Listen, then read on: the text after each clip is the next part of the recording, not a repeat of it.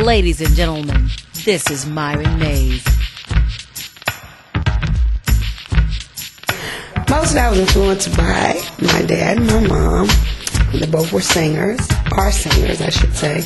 But if I had to say the most impressionable person on my career, I think it has been Marvin Gaye, Curtis Mayfield. And I really love Minnie Riperton, believe it or not. Were you influenced by church as well? Oh yeah, church is a major factor in my life. I grew up in church. I'm still very much a part of church. Actually, I'm doing a big kickoff of my childhood church in April. Are you excited about the new president? I'm ecstatic about the new president. I'm ecstatic for us as a people that it happened in our lifetime, that we, along with Barack, become legends as a result of being here when he became president. I heard you mention while you were on stage how many years you've been in business. You care to talk about that and how you actually got started? I started out back in the day with a group called The Sequence on Sugar Hill Records with Sylvia Robinson. That was in 1979, so we're right at about 30 years now. Started out in hip-hop and singing and songwriting and moved on to a group called Vertical Hole. From the group Vertical Hole, I went on to sing and do a lot of writing with D'Angelo on all of his projects, and then I moved into my solo career. The only thing I haven't done quite yet is a gospel album, and I plan on doing that too. Tell me about the book you're writing.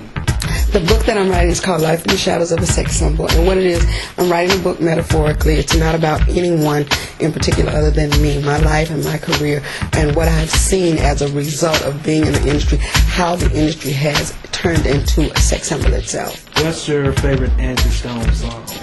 I think my favorite song is the one that I know that God blessed me with, which is No More Rain in This Cloud. What's in your CD player right now? What's in my CD player? I actually am listening to J. Moss. I'm usually listening to Myron, but I'm J. Moss this week. How is it recording for the legendary Stax record label? You know, the fact that it is such a legendary label and I'm being a part of it, I think it's a part of my work, my walk and my journey. So I'm having a wonderful time just being allowed the freedom to do what I do. You have a Memphis connection through your band with Jonathan.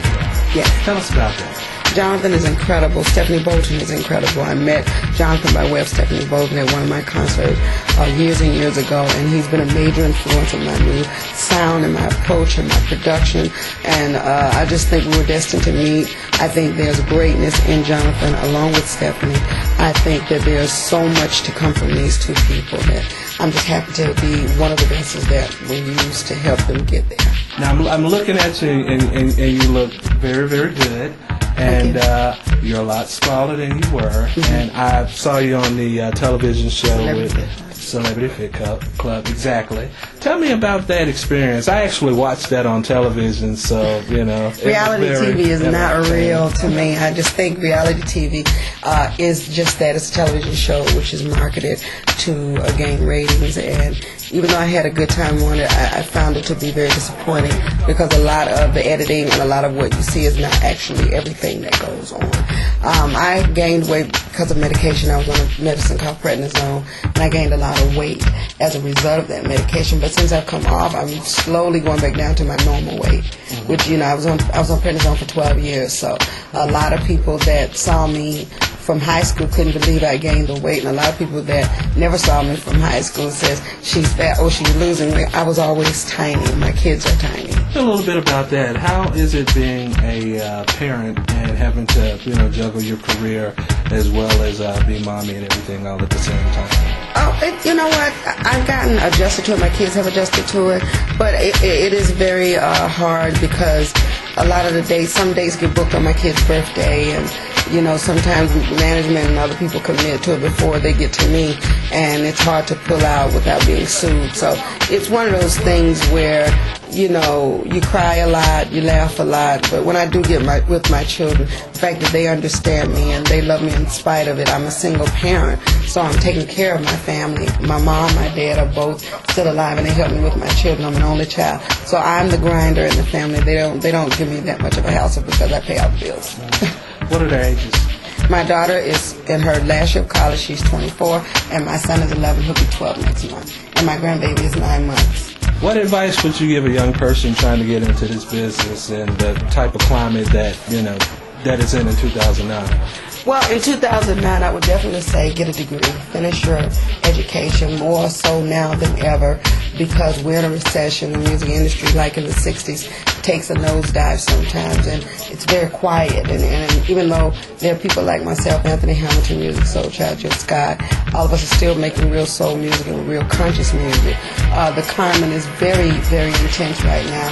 So I wouldn't advise you to give up on your dream, but I would also have a secondary major.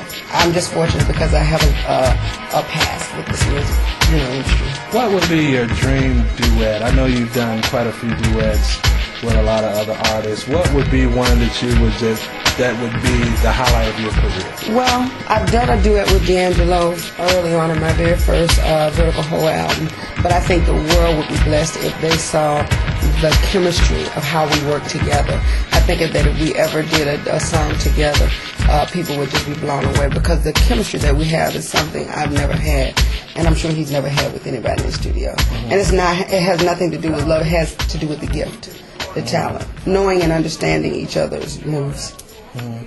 My last question, and I'll be out your hair. What do you think about this great city of Memphis? Oh, I think Memphis is off the chain. I love it. I think it's great. It has great people. It has great food. It has great history. It has a great foundation. So I'm happy to be, somewhat intertwined into the thread of Memphis. We enjoyed the section with Dave Hollister. I know you did. That was wonderful. And nobody expected that. And I interviewed Dave back about a month ago as well, and he was basically saying the same thing that you're saying about what he likes about Memphis. And we'll actually do some things together too. So. Yeah, we're gonna probably do a duet on my new album together. Dave is an incredible, he is incredible artist.